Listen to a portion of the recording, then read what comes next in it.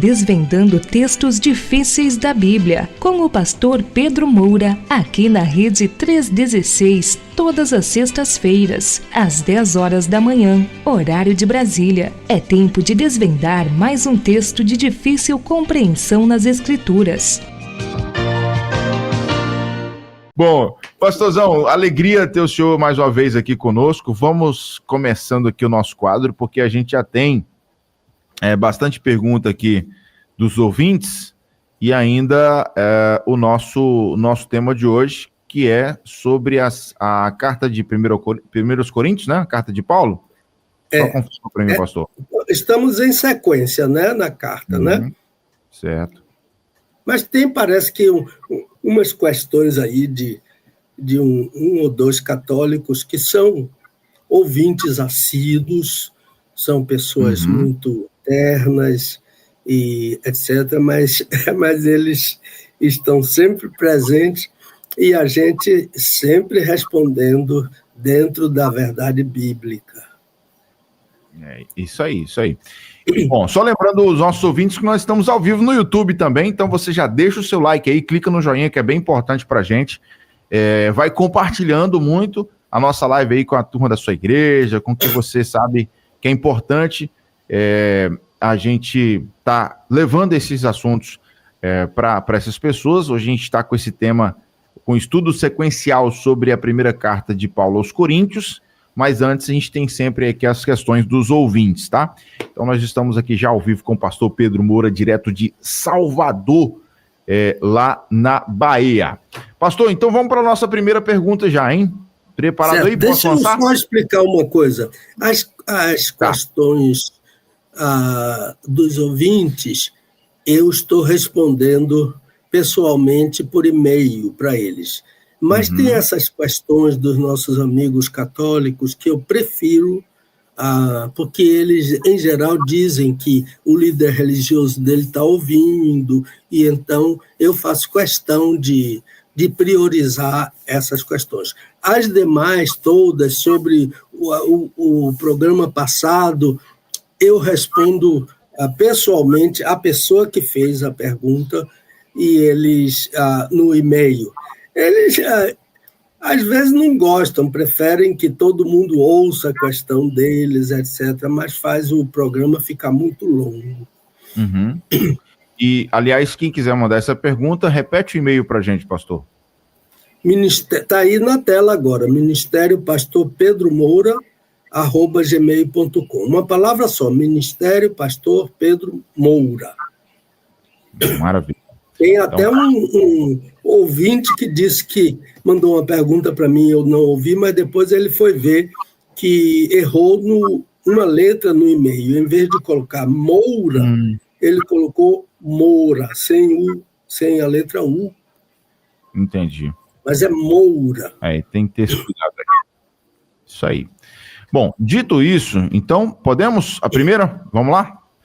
Quem está aí chegando agora, já se prepara aí para poder aprender muito com essa aula de sexta-feira aqui com o pastor Pedro Moura. É o seguinte, pastor, a pergunta é essa. Não sei o porquê de os batistas serem tão contrários ao Papa. Acho isso sério preconceito religioso. Eu falei, entre aspas, os batistas, mas o que eu conheço deles é que o senhor fala nesse programa. É o que o senhor fala nesse programa. Sou católico e sou ouvinte. Minha esposa é protestante e concorda com o que o senhor fala, mas eu discordo. Cada pessoa tem o direito de escolher a fé que deseja. Nosso Papa lhe fez algum mal? Essa é a pergunta, a primeira pergunta do ouvinte. Muito obrigado, meu amigo, por sua audiência, não é? Nós já temos tratado de outras questões nesses programas e eu percebo que o amigo é um ouvinte assíduo. Obrigado pela maneira liana com que você se dirige a mim e aos ouvintes do nosso programa Desvendando. Também obrigado por sua audiência, mesmo pertencendo a um outro grupo religioso. Agora, Nós, batistas, não somos contrários ao Papa. Isso é um engano do amigo. E eu também não sou. Os batistas, e eu também, somos contrários a qualquer ensino que não tenha base na Bíblia. E que, por isso mesmo, é contrário às Escrituras. Nós, batistas, temos a Bíblia como regra única de fé e de prática. E enquanto eu preciso dizer a você, com cuidado, a sua igreja divide a autoridade da Bíblia com Bíblia dividida com tradição e com os ensinos dos papas. Os batistas não. A Bíblia é regra única de fé e prática. Ela é a palavra de Deus e, como palavra de Deus, é o norte para nós, batistas, e é a palavra viva, eficaz e inerrante, eterna, e o autor aos Hebreus, ele usa a expressão, a Bíblia é a palavra de Deus eficaz. Essa palavra eficaz é chave do versículo, porque ela significa energei, em grego, energia. Não é? A palavra de Deus é a força.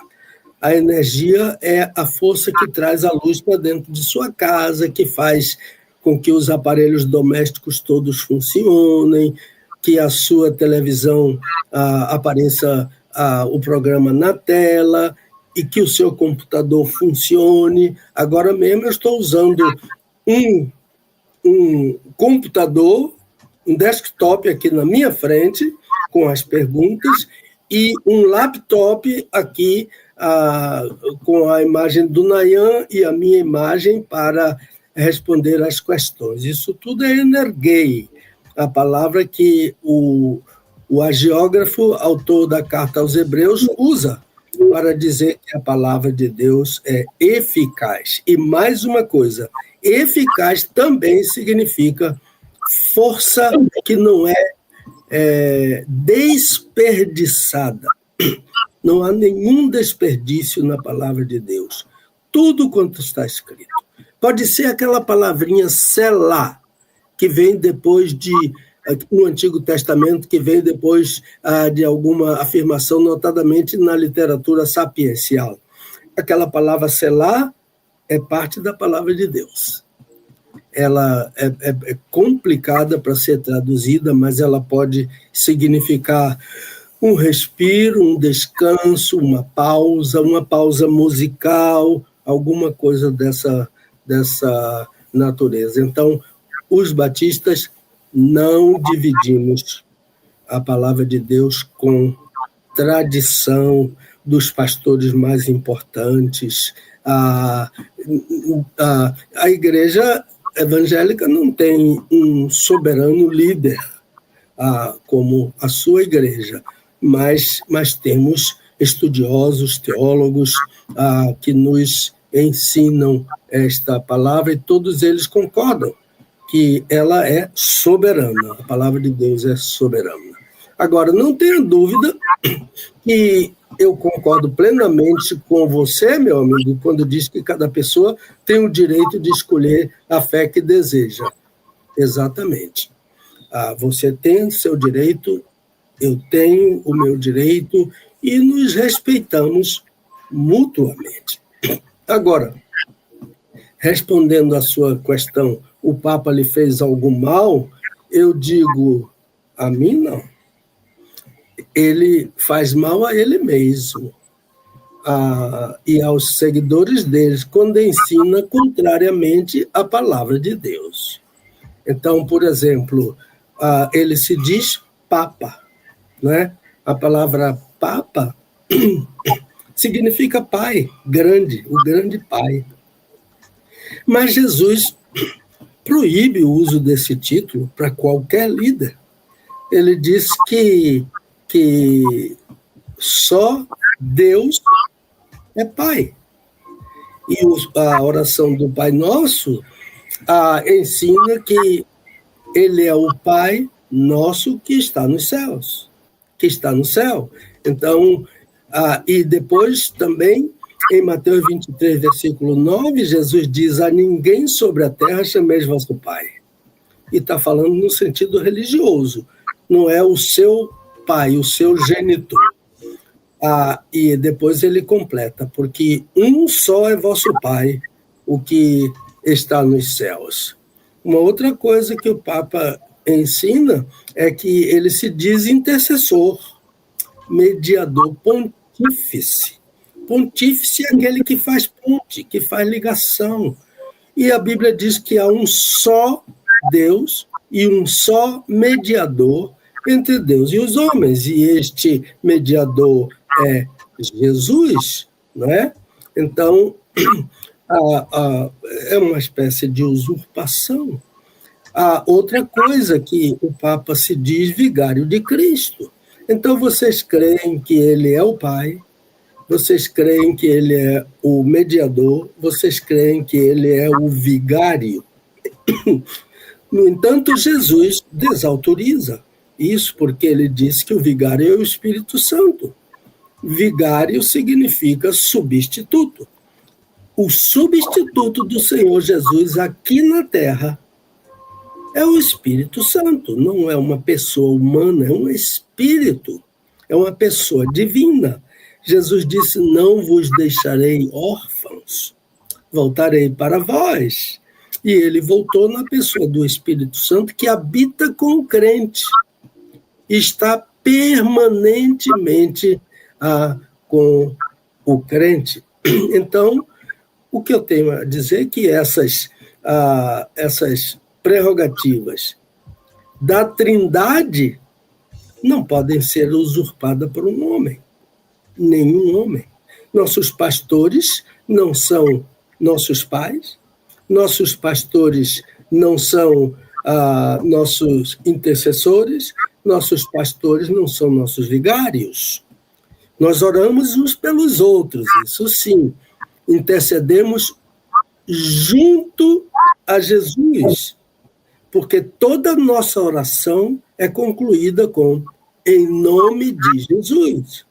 É Jesus que intercede diante do Pai lá nos céus. Então, o que eu quero dizer é que, com isso, o Papa não faz mal a nós, ele faz mal a ele mesmo e aos seguidores dele, quando usurpa atribuições da Trindade Santíssima. É isso aí. Bom, dito isso, a gente já tem uma outra pergunta que é meio que chamando para essa primeira, né? Que é também nesse mesmo sentido. Que é a seguinte, eu fiz outra pergunta, pastor, e espero que o senhor responda as duas. Pergunto, até quando o Papa ensina a verdade, o senhor discorda? Essa aqui é a pergunta, olha só. Até quando o Papa ensina a verdade, o senhor discorda? Que mal há em afirmar que Maria é mãe de Deus? Ela não é mesmo? O senhor disse que Deus não tem começo nem fim de dias. O mesmo acontece com Maria. Só quem não crê nisso é o senhor. Os próprios evangélicos creem e rezam a Ave Maria. Meu líder espiritual, Padre X, me pediu para lembrar ao senhor que São Miguel rezou a Ave Maria quando anunciou o nascimento de Jesus. Se eu fosse o senhor, pastor, eu diria isso aos batistas. Está na Bíblia, no Evangelho de São Lucas. E aí, pastor Pedro? Meu amigo, se o Papa ensinar a verdade, ele estará cumprindo uma obrigação. Ele não tem que ser elogiado porque ensinou uma verdade. É obrigação ensinar a verdade. Agora, eu não sei Eu não direi isso aos batistas, como o amigo me pede, porque quando eu... Primeiro que eu não sou porta-voz dos batistas. Segundo, os batistas temos um presidente, temos um vice-presidente, temos uma diretoria que nos representa. Mas quando eu sou convidado pelos batistas, em algum congresso, em alguma conferência, em alguma assembleia convencional, e quando eu sou convidado, eu não falo em verdades para eles. Eu primo por falar as verdades da palavra de Deus. E lá vai uma. Maria não é mãe de Deus. Sua igreja ensina assim, e eu vejo a ingenuidade, meu amigo. Me dê licença, mas em sua questão eu sinto assim uma ingenuidade do amigo. Porque eu penso que qualquer pessoa que tenha uma inteligência razoável não vai acreditar que uma criatura é mãe do Criador. Por exemplo, deixa eu lhe fazer essa pergunta. Você admitiria que eu tentasse lhe convencer que aqueles afrescos da Capela Sistina do Vaticano são os pais de Miguel Ângelo? Você não faria isso. Miguel Ângelo é o criador. Ele foi quem criou aqueles afrescos maravilhosos do teto da Capela Sistina. Então, os afrescos é que são suas criaturas. É o mesmo caso de Maria, humana, mãe do Filho de Deus, bendita entre as mulheres. Nós batistas amamos esta mulher, como amamos a todos os nossos irmãos em Cristo. Então, ela não é mãe de Deus. A reza Santa Maria, Mãe de Deus, está ensinando que Maria, a criatura, criou Deus, gerou Deus no seu ventre. Maria é mãe do homem Jesus. Você disse que só quem não crê que Maria é mãe de Deus sou eu. Não, meu amigo, não. Meia verdade. Porque eu creio. E a outra metade é: todos os evangélicos creem que Maria não é mãe de Deus, mas é mãe do Filho de Deus. A Bíblia ensina que Jesus é primogênito de Maria. A Bíblia ensina que Jesus é unigênito, Filho de Deus. Agora, a verdade é que eu disse, Deus não tem começo nem fim de dias. Mas não fui eu que cunhei esta frase. Ela é ensino da Bíblia. Eu apenas recitei. E se o amigo quiser conferir, Deuteronômio 33, 27. Neste texto, Moisés diz que o nome de Deus é eterno. Na verdade, eterno não é nome de Deus. E até no nosso meio existe hoje pessoas substituindo Deus por eterno. Deus é eterno? É, mas isso é atributo de Deus. O nome de Deus não é eterno. O nome de Deus em grego é Theos. O nome de Deus em hebraico é Elohim. E há outros nomes de Deus, mas não vem ao caso. Só para dizer que o nome de Deus não é eterno, é atributo. Mas voltando ao assunto, o amigo disse que Maria também é como Deus, não tem começo nem fim de dias. Olha, eu vou lhe fazer uma pergunta, meu amigo. A sua igreja ensina que o casal Joaquim e Maria, que eles dizem São Joaquim e Santa Ana, são os pais de Maria. A sua igreja que ensina isso. A Bíblia não faz essa referência a quem são os pais, mas a tradição, sim, ensina isso. E pode ser até verdade que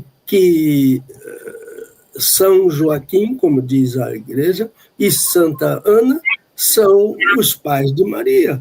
Porque todo mundo tem um pai e uma mãe. Por que Maria não teria? Ela tem, sim. Ela é humana como qualquer um de nós. Mas o que me chama a atenção é que, contrariamente ao ensino da sua igreja, o amigo afirma que Maria não tem começo nem fim de dias.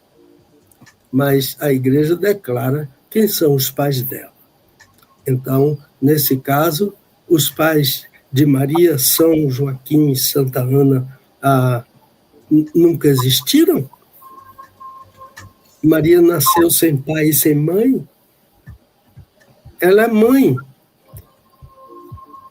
do Filho de Deus. E dos filhos dela, 4 homens e pelo menos 2 mulheres que são citados no livro de Mateus, capítulo 13, nominalmente, exceto as filhas, porque não diz, por uma questão de cultura, não cita o nome dela, mas diz suas irmãs. Então, no mínimo 2 irmãs. E como nascem mais mulheres do que homens, então, eu penso que 2 irmãs é pouco para a família de Maria e José, seu esposo. Agora, se Maria nasceu sem pai e sem mãe, São Joaquim e Santa Ana, como diz a igreja, e toda a ascendência dela não existiu.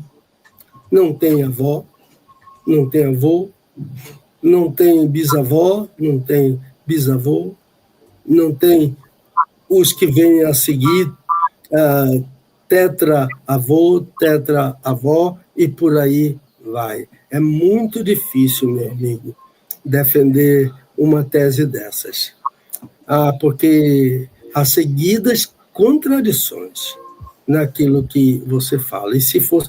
Há 2 semanas eu estive examinando um teólogo em uma banca examinadora, juntamente com o meu amigo, o doutor Epímaco Marcos, examinamos um teólogo. E ele se saiu muito bem, com nota máxima. Mas se o amigo entrasse com essa tese, o amigo ia ter dificuldade. Porque a tese não só se apresenta, a gente apresenta a tese e defende a tese. E esses argumentos têm que convencer a banca examinadora. De modo que é muito difícil o irmão convencer com essas teses. Então, Jesus é primogênito de Maria. Jesus é unigênito de Deus. Então, esses 2 citados, chamados de mãe e pai de Maria, também são chamados de avós de Maria. É uma contradição aí, mas poderia ser o caso de filhos terem os mesmos nomes do pai e da mãe. Agora, uma outra coisa que você afirmou, meu amigo, é que os evangélicos também rezam a Ave Maria. Não, o senhor está enganado. Os evangélicos oram a Deus, o Pai, em nome de Jesus, o Filho, e recebem a ajuda do Espírito Santo, o Espírito de Deus. Leia Romanos 8, 26. Esta é a única oração ensinada na Bíblia.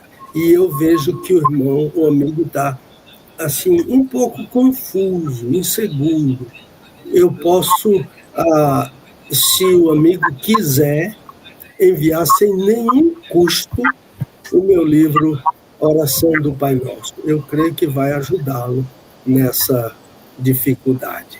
Uma outra coisa, o seu líder espiritual pediu para você me lembrar que São Miguel rezou a Ave Maria quando anunciou o nascimento de Jesus. E ainda acrescentou: se eu fosse o Senhor, eu diria isso aos batistas.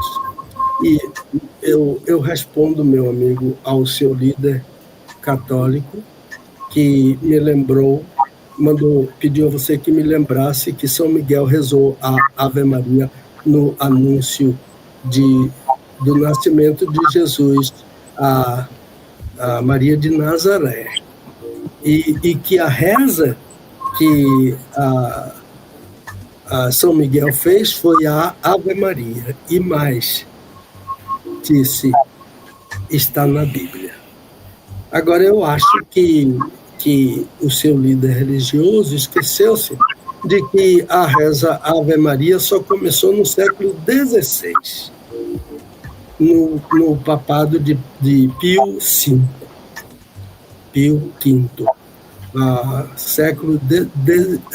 16 séculos e mais algum tempo depois do anúncio do nascimento de Jesus. E para lembrar também ao amigo que Miguel é arcanjo e não anjo. E mais para lembrar, não foi ele que anunciou o nascimento de Jesus, foi o anjo Gabriel. E o anjo Gabriel não rezou Ave Maria. Ele simplesmente disse: salve agraciada. Mas literalmente o que ele disse foi: alegra-te, agraciada. Ele nem citou o nome dela, como diz Ave Maria na Igreja Católica. Não, ele disse: salve agraciada, ou alegra-te, agraciada. E é linda esta saudação em hebraico. Shalom, Bat-Hen. Shalom, Bat-Hen significa alegra-te, filha da graça. Ela não é cheia de graça, ela é agraciada, uma pessoa que recebeu graça. Jesus é cheio de graça, uma pessoa que oferece graça. Está em João capítulo 1, versículo 14. Pleires caritas, cheio de graça é o Senhor Jesus. Podemos ir para a terceira. Maravilha, maravilha. Vamos lá. Muito bom isso aqui. 10h44 no horário de Brasília. 10h44. A próxima pergunta, né, a terceira pergunta do ouvinte, também nessa linha, é uma pergunta de um católico, né? Pastor Pedro Moura, eu enviei uma questão para o senhor e não obtive resposta. Agora estou conferindo meu e-mail e notei que errei uma letra. Em vez de Moura, escrevi Moura. Por isso estou reenviando. Agradeço ao senhor se puder me responder. Pergunto: eu sou católico, praticante da minha religião. Toda a minha família é católica, exceto meu pai, que sempre foi, como ele diz, assembleiano. Ele tem um comportamento tão sério, um caráter tão especial, uma paz de espírito tão grande, que nos faz respeitar a fé que ele professa. O que eu temo, pastor, é que ele não vá para o céu. Eu rezo por meu pai todas as noites para que ele se torne um católico. Não creio que uma pessoa que não reza a Maria tenha o direito de ir para o céu. Meu pai não reza, nunca reza. Nas refeições, a nossa família reza a Ave Maria, depois ele ora. Eu gosto das orações dele, mas eu creio naquilo que o Senhor falou na semana passada. Entre aspas, com Jesus tudo, sem Maria nada. Pastor, a minha fé é essa: ninguém vai para o céu sem Maria. E aí, pastor Pedro? Olha, ele disse que eu citei com Jesus. O que eu falei na semana passada, com Jesus tudo, sem Maria nada. Ele está enganado. Eu citei isso como um mote da Igreja Católica Romana, enganoso. Então está explicado, não é minha esta frase, é da sua igreja, e eu citei como algo enganoso, né? Então, deixa eu continuar aqui que eu me perdi. Meu amigo, o testemunho de seu pai resulta da fé que ele professa. Essa paz que você falou que ele tem, o caráter dele, o fato de crer somente em Jesus. Ele crê no único mediador entre Deus e os homens. Ele recebeu paz de Jesus, por isso que ele tem essa paz que lhe chama a atenção. Eu vou deixar aqui para você um versículo de João 14, 27. Eu vou pedir para você ler para seu pai, porque diz assim: deixo-vos a paz, a minha paz vos dou, não vos-la dou como o mundo a dá, não se turbe o vosso coração, nem se atemorize. Peça a seu pai para ler isso para você. Ele sabe onde é a fonte da paz que chama tanto a atenção de vocês. Agora eu quero lhe dar um conselho. Não se preocupe com seu pai.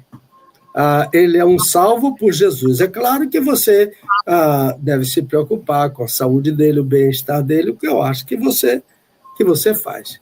Mas o inferno não é para seu pai.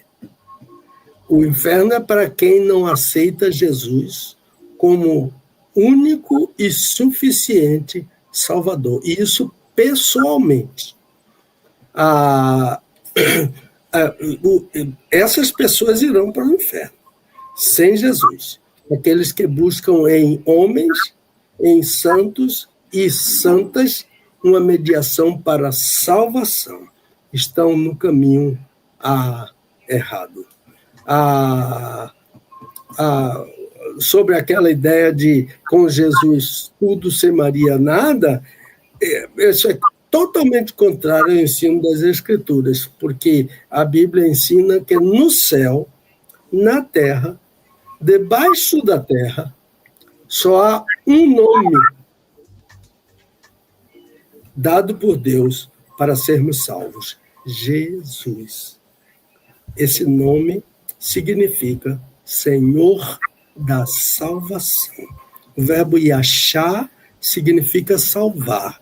Por isso que o nome de Jesus é Yeshua. 2 letras do tetragrama sagrado, o nome inefável de Deus.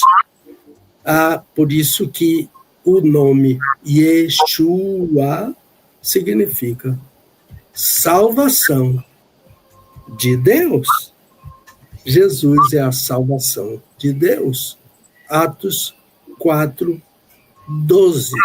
Livro dos Atos dos Apóstolos, capítulo 4, versículo 12. Por favor, leia isso. Seu pai deve saber de cor isso agora. Então, em vez de você se preocupar tanto com a salvação de seu pai, eu lhe aconselho a se preocupar com a sua. Porque a salvação de seu pai está totalmente garantida. Jesus é eterno e a salvação dele é eterna. Seu pai já é salvo aqui na terra e vai viver com Jesus quando o Senhor Jesus Cristo voltar.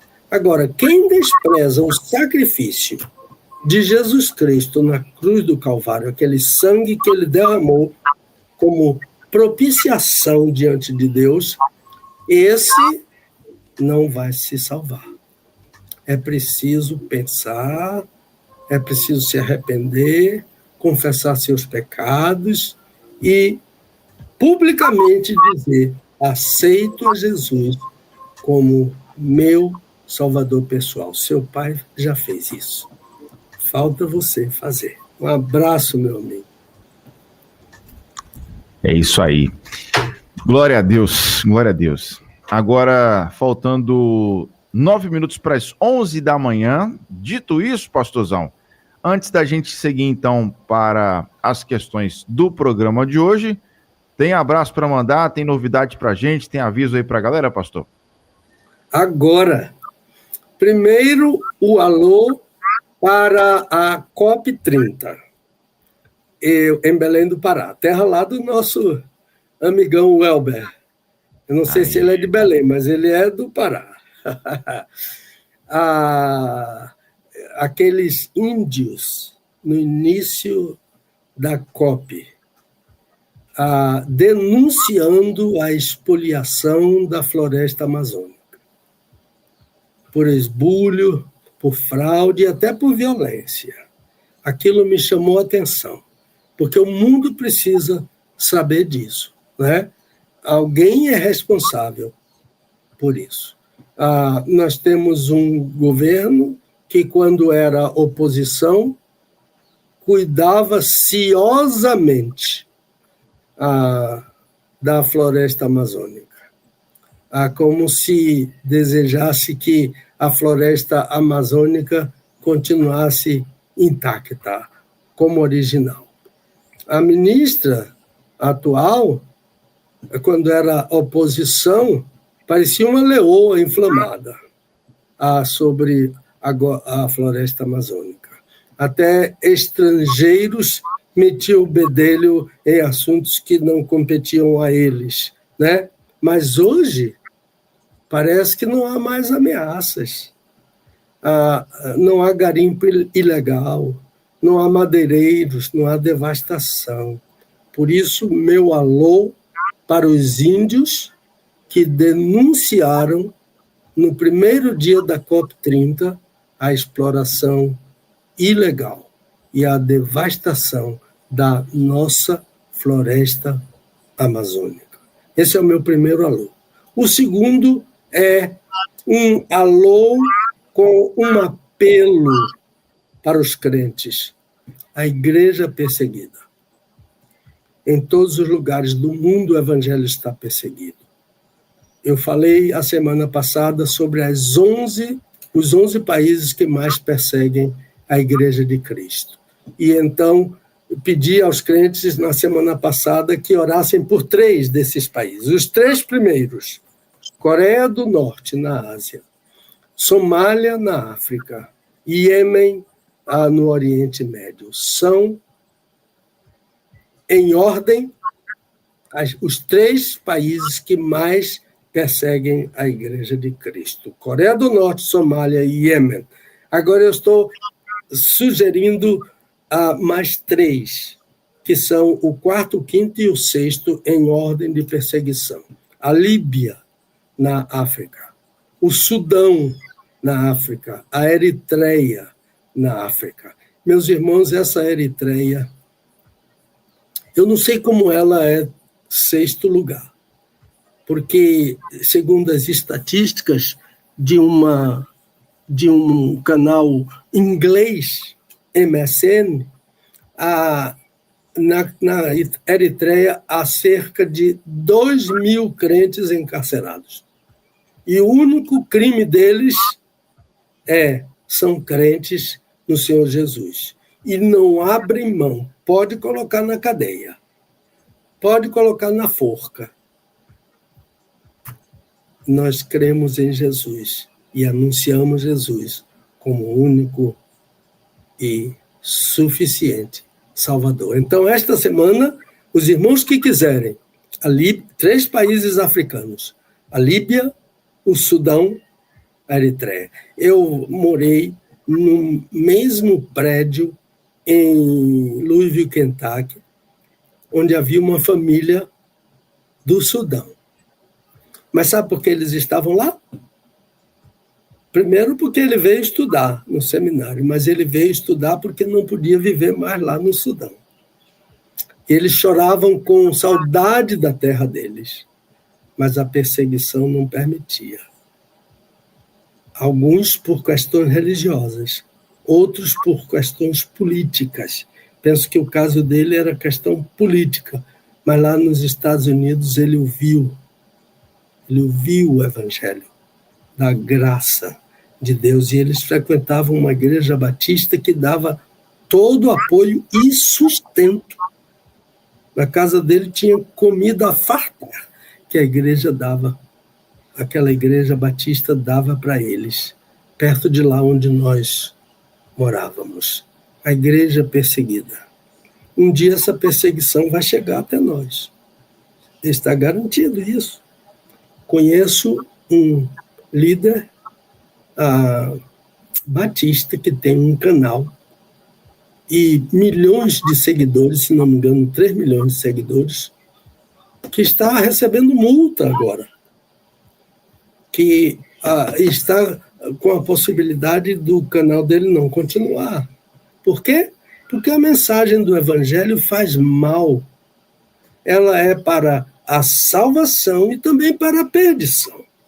Porque o que aceita é salvo, o que rejeita é perdido. Então, essa perseguição, quando pensam que... Não, o nosso presidente disse outro dia, eu tenho isso aqui, ele disse que não tem interesse em ir para o céu. Ele nem sabe se existe outro mundo, ele falou isso, e depois ele disse, se alguém quiser a minha vaga lá no céu, eu estou dando. Esse é o nosso presidente. Né? Então, joelhos no chão, meus irmãos, crentes, nosso voto é o voto mais importante que existe no Brasil, é o voto dos crentes. E os crentes não vão votar, crente não vota em pessoas que não são honestas, não devem votar em pessoas que não são honestas, não devem votar em pessoas que não creem em Deus, não devem votar em pessoas que perseguem o evangelho. O voto do crente é o melhor crente. Aprendi isso com meu pai. Ele sempre dizia, não vote sem orar. E ele dava o exemplo. Ele votava orando. E eu aprendi isso e meus 12 irmãos também aprendemos. O voto do crente é o melhor voto. Amém. Podemos seguir, lá, então. Vamos seguindo, 10h58 no horário de Brasília. Queremos dar as boas-vindas a quem está com a gente no YouTube. Deixa o like, clica aí no joinha, você que está assistindo a gente no YouTube, mas não deu o like ainda, faz esse favor para nós, nos ajude para que o YouTube entenda que esse é um conteúdo relevante e entregue para mais pessoas. Então clica no joinha aí, se você não está inscrito no canal, se inscreva agora, por favor. Também você pode clicar nesse sininho, que aí você recebe as notificações dos conteúdos da Rede 316 e compartilhe, dá tempo, compartilhe ainda com a turma da sua igreja, com o pessoal que você entende que é importante esse assunto de hoje, que é a continuação aí falando sobre a primeira carta de Paulo aos Coríntios. Abraçar aqui, a Maria de Lourdes, a Célia Castro, o Almir Gonçalves, a Neide Moura. Tem uma turma grande aqui com a gente, a gente não vai conseguir ler o comentário da galera não, mas quem tá no chat aí, tá vendo todo mundo conversar aqui, que legal. Luci Carneiro, obrigado Erlite também, na verdade Erli Teles, tem com a gente aqui a Cirlândia, tem a Gildete, a Rosângela Arruda, tem a irmã Dulce Moura, tá aqui, ela colocou, estou ouvindo sim, na hora que a gente comentou lá sobre o Vitória, viu? Ela estava lá acompanhando, viu, pastorzão? Aí depois isso resolve com ela, beleza? Isso resolve com ela aí depois. Casinha do cachorro, né? Pois é, não vou dizer nada, você me fala o resultado aí. Doralice Araújo está por aqui também, Alberto Francisco, Jazionete, Cleonice, olha, a turma abençoada, Gleide também, Judineide, Carmen Kletler, também a Cleonice, já falei, enfim, turma linda, obrigado pela companhia de vocês, Deus é maravilhoso, a gente fica sempre muito feliz com a audiência dessa turma. Não esqueça de clicar no joinha e dar o like pra gente aí, tá? Vamos lá. Pastor, a gente vai entrar então no assunto de hoje, que é sobre essa continuação do estudo da primeira carta de Paulo aos Coríntios. Eu já vou trazer aqui a primeira questão, né, para o pastor, dizendo o seguinte, né? Eu estou acompanhando o ensino sobre a primeira carta de Paulo aos Coríntios, com muito interesse e anotando o que posso, né, segundo o nosso ouvinte, pergunto ao senhor, vai haver o livro Desvendando 3 sobre o assunto da semana passada? Minha pergunta é essa. Semana passada o senhor falou sobre um rapaz incestuoso que vivia, entre aspas, com a mulher do pai, né? Eu tive o cuidado de ler esse texto várias vezes, como o senhor sempre recomenda. Então, Paulo o entregou a Satanás? Pergunto, o que isso quer dizer? Porque o apóstolo Paulo só existe... Porque para o apóstolo Paulo só existe pecado de origem sexual. As igrejas hoje seguem o mesmo modelo? Só excluem por pecado sexual? Na igreja em Corinto não havia outros pecados? Pastor, sou membro de uma igreja batista e sei de muitos pecados ali, mas até hoje só vi 2 membros serem punidos por exclusão.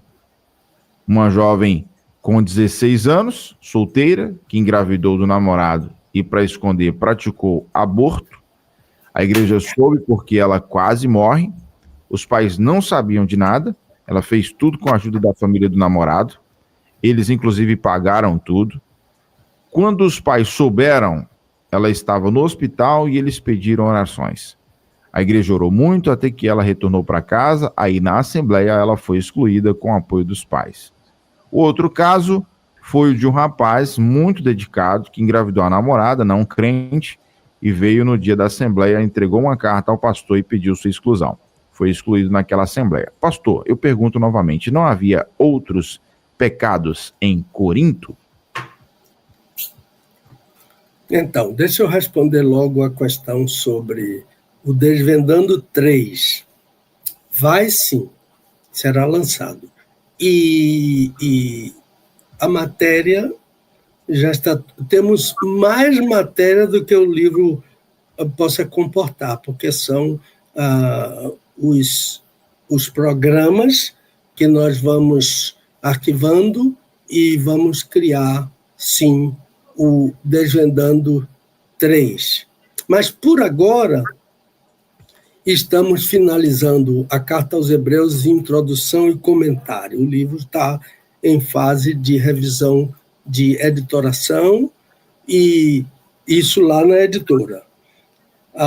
E, de nossa parte, a leitura de revisão. Eu e a Dulce estamos trabalhando muito revisando o livro, porque o livro terá 310 páginas. E então temos tido muito trabalho, correndo muito para revisar isso, porque vamos viajar, vamos para fora do país e queremos deixar já na editora como imprima-se, para quando nós retornarmos, fazermos o lançamento na convenção batista brasileira, que será aqui em Salvador. Então, na Ordem dos Pastores, há um painel, todos os anos, sobre pastores que escreveram livros. E então, este ano, se Deus quiser, nós vamos apresentar o Jonas, e vamos apresentar também Hebreus, a Carta aos Hebreus, introdução e comentários. Agora, eu estou trabalhando antes do Desvendando 3, nós estamos trabalhando agora, como falei, em Hebreus, e logo em seguida em Cântico dos Cânticos, introdução e comentário. Só depois disso é que virá o Desvendando 3. Então, meu amigo Nayan, já fiz meu comentário aí, já fiz minha propaganda desses novos livros. Sobre a questão da semana passada, a resposta inicial é sim. Em Corinto havia outros pecados, não somente pecados de origem sexual. Então, vou responder agora, porque a pergunta dele é uma pergunta gigante, né? Bem, o primeiro, o que significa entregar uma pessoa a Satanás? O apóstolo Paulo fez isso com aquele rapaz incestuoso lá de 1 Coríntios, capítulo 5. Entregar a Satanás significa condenar à morte. Paulo condenou aquele jovem à morte. Esse ato do apóstolo é prerrogativa dos apóstolos. O apóstolo Pedro fez a mesma coisa com Ananias e Safira. Eles caíram ali aos pés do apóstolo Pedro, um de cada vez. O marido caiu, depois, 3 horas depois, ou quase isso, chegou a esposa, Safira, contou a mesma mentira e foi morta também por uma ordem do apóstolo Pedro. Mas só um apóstolo pode fazer isso. Como hoje eu creio assim, não há mais o dom do apostolado, porque no meu entendimento, apóstolos são os 12 e mais Paulo. E os apóstolos são chamados apóstolos de Jesus. Esse de é um genitivo, é um caso genitivo, de posse. Os apóstolos pertencem a Jesus. Foram chamados por ele nominalmente. Foram enviados por ele nominalmente. E então, não creio mais na existência de apóstolos nos dias de hoje. Não há apóstolos. Há pastores e missionários. E esses líderes, pastores e missionários, não podem condenar uma pessoa à morte. Agora, Paulo não condenou apenas por pecados sexuais. Não. Por exemplo, Elimas, o mágico. Não. Elimas, o mago, ficou cego temporariamente, porque estava impedindo o apóstolo de pregar o evangelho ao procônsul. Então, Paulo o condenou a uma cegueira temporária. E isso não é pecado sexual. O irmão diz que as igrejas hoje, como as do apóstolo Paulo, também só excluem por pecados sexuais. Isso é generalização. Não tem, isso não é uma verdade que se possa constatar, confirmar, né? Paulo excluía por outros motivos também. Paulo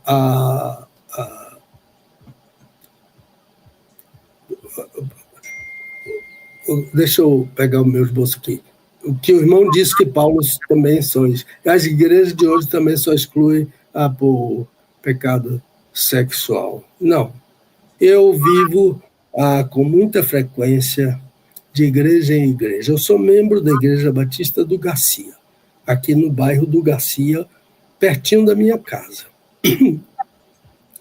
Mas eu saio muito para pregar em outras igrejas, para conferências de encontros de casais, que em geral entram pelo domingo e terminam depois do almoço no domingo. Então, muitas vezes eu estou em outras igrejas. E já assisti a assembleias em outras igrejas fora da minha igreja. Eu vi o caso de uma senhora que foi Eu não gosto do nome exclusão, eu gosto do nome disciplina, submetida à disciplina da igreja, que deve ser uma disciplina cuidadosa. Exclui, tira, jogou fora. A disciplina, não. A disciplina, o crente continua membro da igreja, ele não tem os mesmos privilégios, mas ele é membro da igreja e precisa ser cuidado pela igreja. Então, o marido dela esteve na igreja, ela não foi, para justificar a queixa de um vizinho que disse que ela perturbava a vizinhança. E uma vez um vizinho foi lá e pediu a ela que eles precisavam dormir, descansar. Ela ligou o aparelho de som na maior altura. E a vizinhança chamou a polícia veio lá e ela distratou os policiais.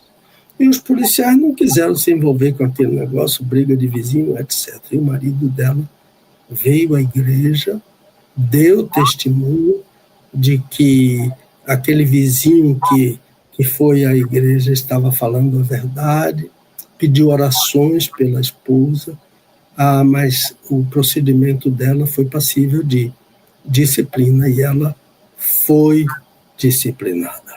De modo que não é só por questões sexuais. Agora, o jovem, a menina de 16 anos que praticou aborto e quase morreu, a igreja aguardou que ela retornasse que ela retornasse para casa, curada, sadia, e que retornasse à igreja para então ser disciplinada. Corretíssimo. Praticar aborto é homicídio.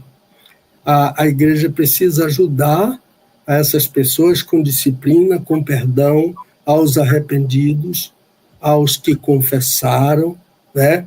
Porque o homicida vai para o inferno. Os homicidas não herdam o reino de Deus. Por isso que eu considero esse nome aborto uma camuflagem, uma palavra bonita para poupar um homicida desse título. Aborto que não é por questões médicas, por estupro, é homicídio. Então, no caso do estupro, quem sabe seria até aconselhável deixar a criança nascer e doar a uma família. Mas cada diz o apóstolo, deve estar seguro do seu próprio ânimo. Então, a menina que abortou da gravidez do namorado e foi ajudada pela família do namorado até nos custos da cirurgia, 16 anos, sem o consentimento dos pais, ser operada. Os pais, quando souberam, já tinha tudo acontecido.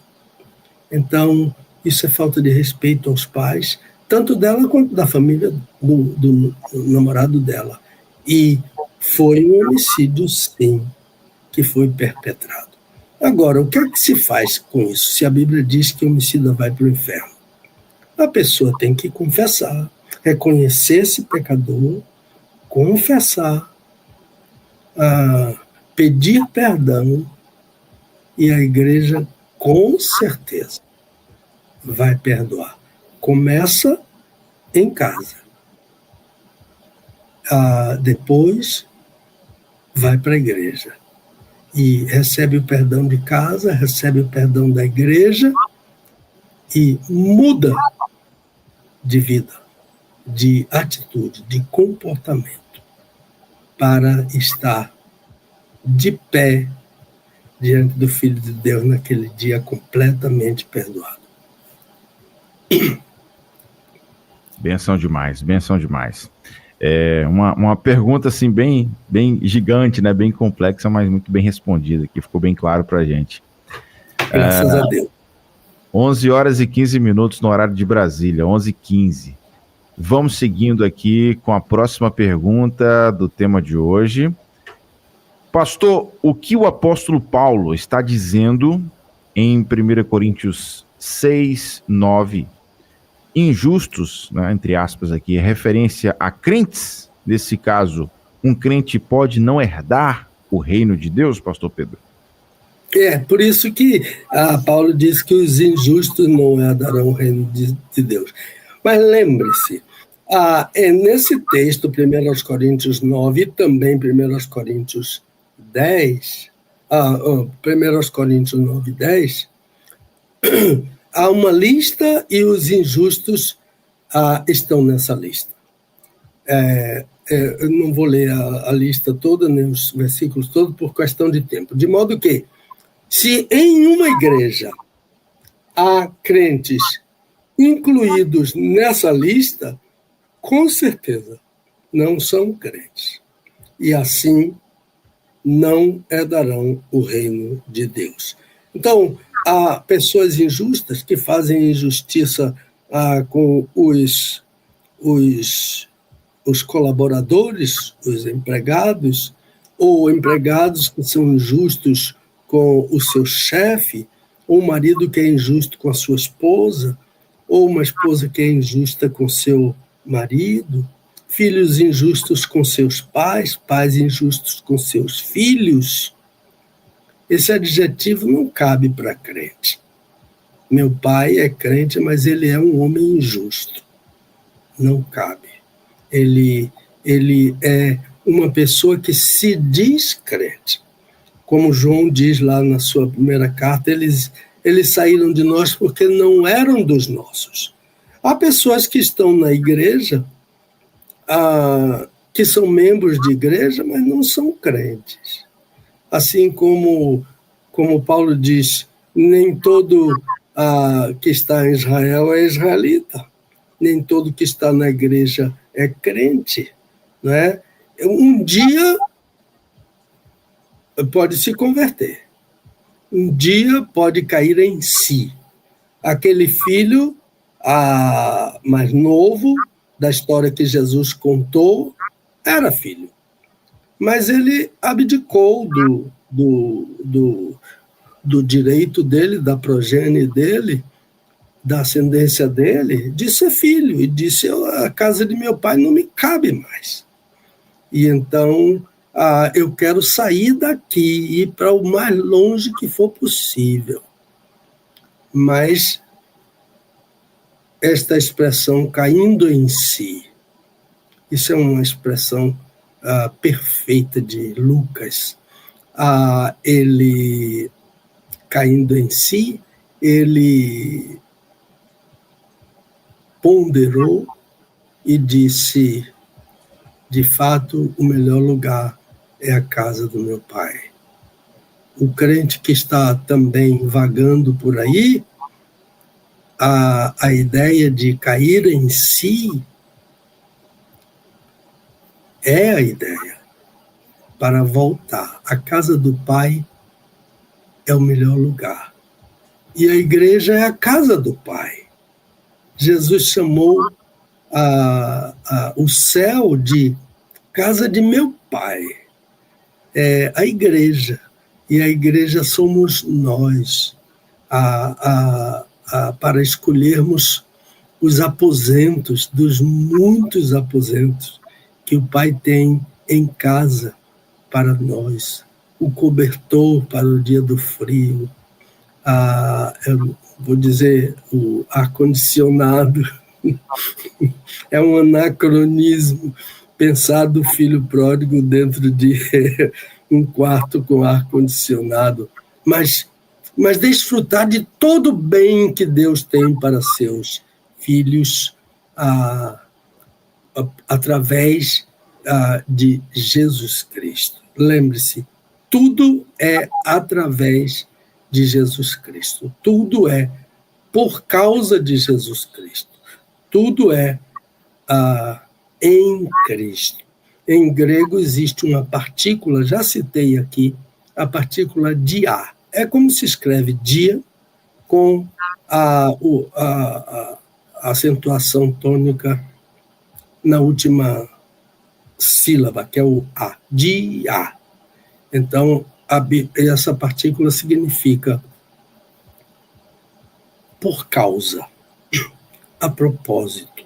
Então, tudo é dia, por causa de Cristo.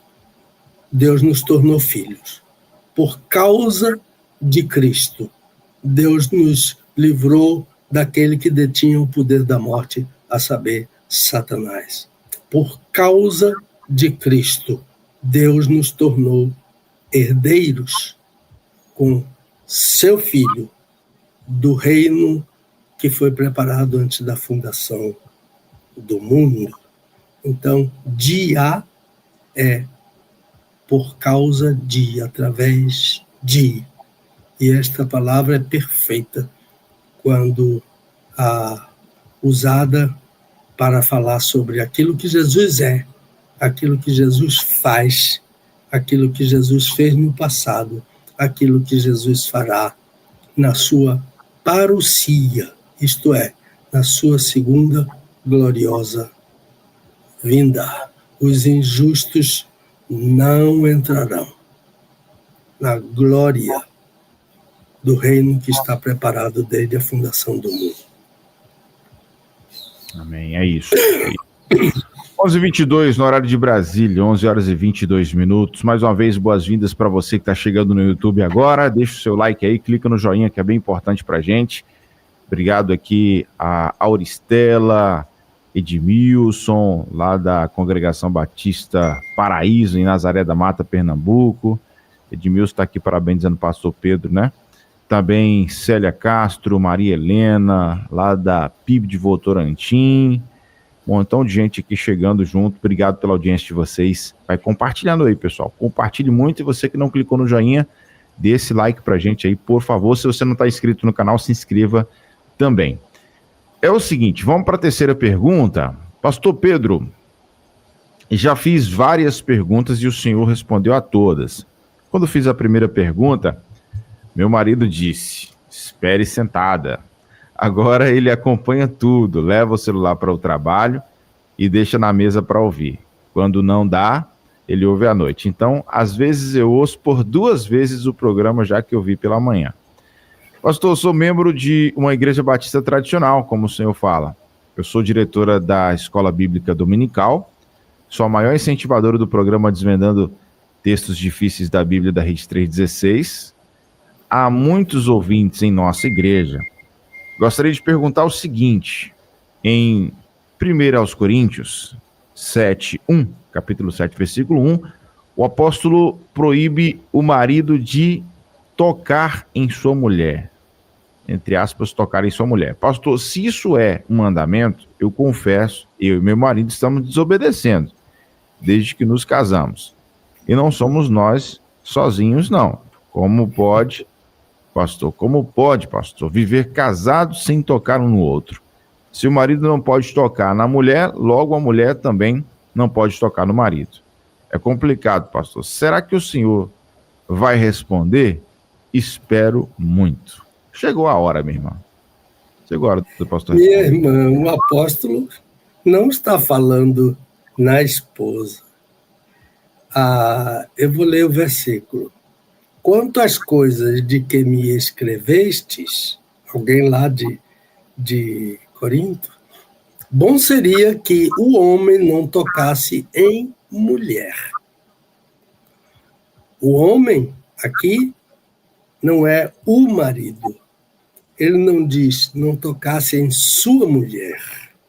A expressão tocar é um eufemismo, aquela figura de linguagem que a gente está sempre usando, porque ela tira o que eles chamam a aspereza da palavra original, mas não há nenhuma aspereza na expressão relação sexual. Tocar significa manter relação sexual.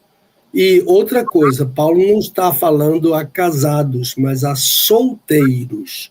Portanto, além disso, que ele disse que não é bom, só pode ser um caso de fornicação ou de prostituição ou até de adultério se um dos dois for casado e está tendo relação sexual com uma pessoa que não é o seu companheiro ou a sua companheira. Agora, uma ordem dessas não pode ser dada a um homem casado. Não toque em sua esposa. E, inclusive, eu estava lendo outro dia um comentário muito bom da carta aos Coríntios, não está aqui na minha mão agora, que alguns estudiosos que admitem que havia em Corinto quem pensasse assim, que o marido não deveria tocar na mulher. Que isso? Isso é um ensino satânico. É malsã esta informação. Se há isso em uma igreja de pessoas não casadas estarem praticando relação sexual, é preciso a igreja cuidar disso, trabalhar com isso, não é? Porque, dentre outras coisas, é uma isca satânica que vai levar os dois, ou mesmo o casal, ao adultério. Cuidado com isso. Agora, uma esposa negasse ao marido, um marido negasse à esposa, isso não é o ensino de Paulo nesse texto. Aliás, Paulo, o apóstolo, considera a relação sexual entre casados, parceiros, né, casados entre si, ele considera a relação sexual uma dádiva de amor.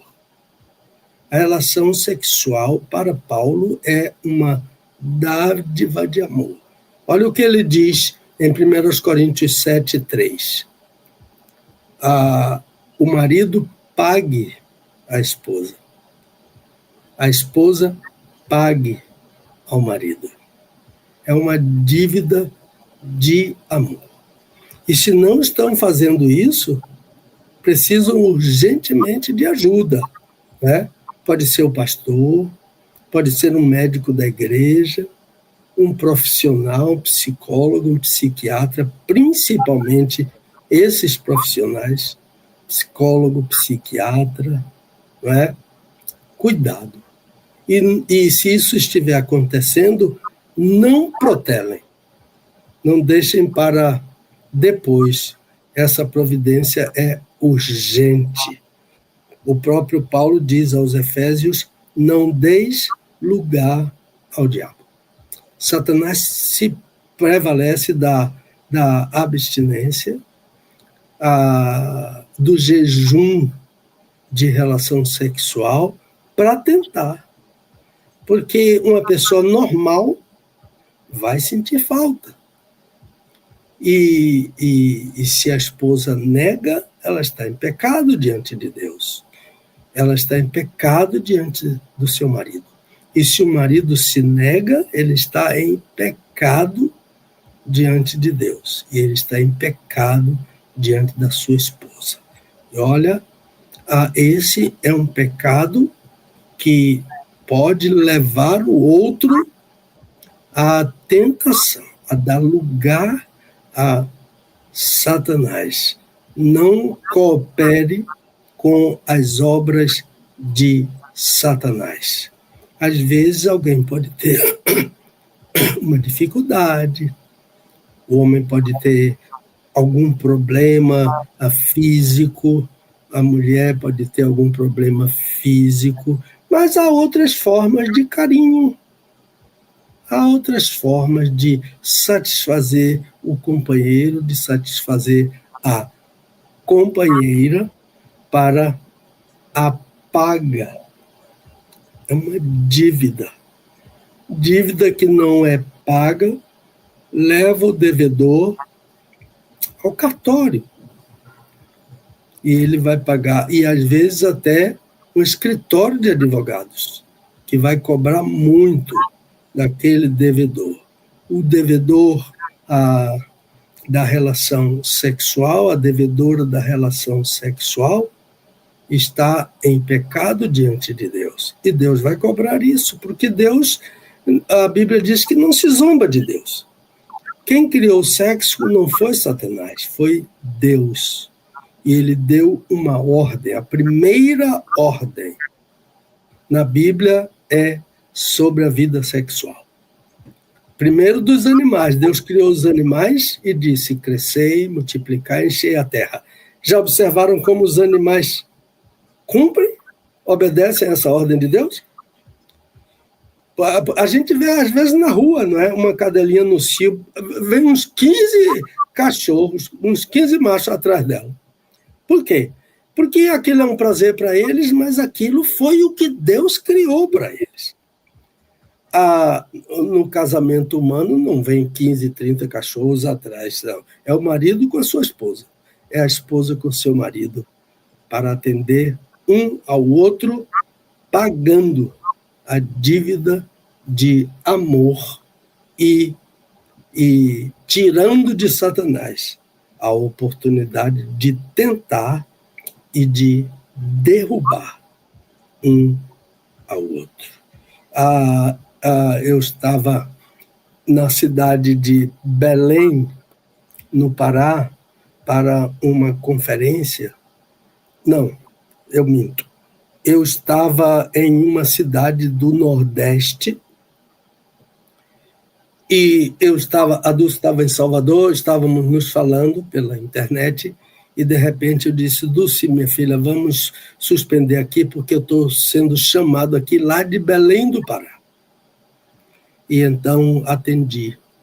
Era um homem que disse para mim: Pastor Pedro, eu sou crente, eu sou um líder da igreja, mas eu estou apaixonado por uma mulher que eu conheci na internet. E eu perguntei para ele: você já se encontrou com essa mulher? Você já teve algum caso com ela? Ele disse: não. Aí eu me lembrei de um conselho que o Dr. Roussecherd deu a uma pessoa na mesma situação. Ele disse: jogue o seu laptop no lixo. Assim como uma forma de dizer: aquele objeto, aquele equipamento é que estava me levando a pecar. E volte a se apaixonar por sua esposa. Aí foi que ele disse: eu tenho muita dificuldade de ter relação sexual com a minha esposa porque ela não quer. Então, converse com ela, explique para ela, diga o que está se passando com você por causa disso e orem juntos e, certamente, você procure um conselheiro, um psicólogo, um psiquiatra, procure seu pastor, alguém que possa ajudar, principalmente um profissional da área. E então, e se reconcilie com a sua esposa, ela vai se reconciliar com você através das orações dos dois, e você não vai precisar mais se apaixonar por nenhuma mulher da internet. Que tentação terrível para aquele homem. E graças a Deus, depois de algum tempo, ele confessou que havia se reconciliado com a esposa e ela com ele. Satanás quer um espaço, mas é você que tem que resistir. O único ensino que a Bíblia dá em relação à nossa relação com Satanás é resistência. Não é chutar Satanás, como alguns dizem. Eu chuto ele, etc. Ele não entra aqui na igreja. Ora, ele entrou no cenáculo onde Jesus estava com os apóstolos. Por que ele não entra na igreja? Entra sim. Entra sim. Agora, em muitas igrejas, ele nem precisa ir, porque tem gente que já faz o trabalho dele lá. Isso é duro, mas é verdade. Então, Paulo diz aos Efésios, no capítulo 4, não deis lugar ao diabo. É isso. Muito forte, muito importante isso. 11h45 no horário de Brasília. 11h45, vamos lá, porque tem mais perguntas aqui. A nossa última, né? Dando sequência aí a esse estudo da primeira carta de Paulo aos Coríntios. Então, atenção aí para quem chegou agora no finalzinho, não fiquem tristes, porque o conteúdo fica disponível para você no YouTube, né, no nosso canal aqui do YouTube da Rede 316, também nas plataformas de podcast, depois você pode ouvir com muita tranquilidade, tá? Pastor, em 1 Coríntios 7:10, Paulo ordena: a mulher não se separe do marido. Eu não vivo esse problema, pastor, graças a Deus. Eu e meu marido cultivamos a boa leitura, encontros de casais, toda a orientação da Bíblia. Mas eu fico intrigada. Por que essa ordem foi dada somente à mulher? Isso significa que o homem tem direito de se separar da esposa? Não entendi isso, pastor. Responde para a gente, pastor Pedro. Então, é uma pergunta breve. É uma resposta breve. Minha irmã, primeiro, a ordem de Paulo está na voz passiva. Eu me ressinto de que a maioria dos tradutores relegam a voz passiva. Por exemplo, quando Paulo diz: enchei-vos do Espírito Santo, em Efésios. O crente não pode se encher do Espírito Santo. O que o crente pode é se esvaziar para que o Espírito Santo encha. Então, a tradução seria: sede enchidos, deixai-vos encher do Espírito Santo, porque está na voz passiva o verbo, e não se pode desprezar a voz passiva sem que isso cause um grande prejuízo à tradução, ao leitor e ao estudante da Bíblia. Então, esse versículo aqui, a ordem está na voz passiva. Seria melhor a tradução assim: a mulher não seja separada do marido. Alguém vai causar essa separação. Não é ela que se separa do marido. A outra resposta está no versículo 11, logo abaixo. O apóstolo Paulo diz: o marido não deixa a mulher. Então a ordem não é só para a mulher. É passiva para ela e ativa para o homem. Não se geralmente, não é? Nesses tempos do apóstolo Paulo, o homem podia se separar da mulher. Dele, carta de divórcio. O homem podia se separar. Às vezes, por uma questão dessas aí, de alguma falha sexual, outras vezes porque achou nela alguma coisa desinteressante, um gesto, um comportamento, alguma coisa que desagradou o homem, ele podia dar carta de divórcio. Então, a ideia é: a mulher não seja separada do marido, por um comportamento do marido, por uma interferência da família dele, alguma coisa dessas que dificulta o relacionamento. Eu fiz um casamento uma vez que eu me senti tão mal na celebração desse casamento. A ideia dos noivos é que eles ficassem perante mim, na altura do púlpito, e os familiares dela ao lado dela, e os familiares dele do lado dele. Então era eu de frente para os noivos, a família da noiva ao lado dela, a família do noivo ao lado dele. Mas aquelas duas famílias se odiavam. A família dele não queria o casamento. A família dela não tinha problema com o casamento, mas eles não aceitavam a outra família. Eu me senti muito mal. Se tivesse tomado conhecimento disso, ou não teria realizado o casamento, ou não permitiria que as famílias subissem lá para a altura do púlpito juntamente comigo. Olha, essa ideia, né, essa crise entre as famílias prejudicam o casal, prejudicam o casamento. Se minha filha gosta dele, por que eu não vou gostar? Se meu filho gosta dela, por que eu não vou gostar? Quem vai conviver é ela. Quem vai conviver é ele. Então, para o bem dos filhos, né, a mulher não seja separada do marido por interferência da família. Então, mas a ordem não é só para a mulher. A ordem para a mulher é passiva. A ordem para o homem não é passiva, é ativa.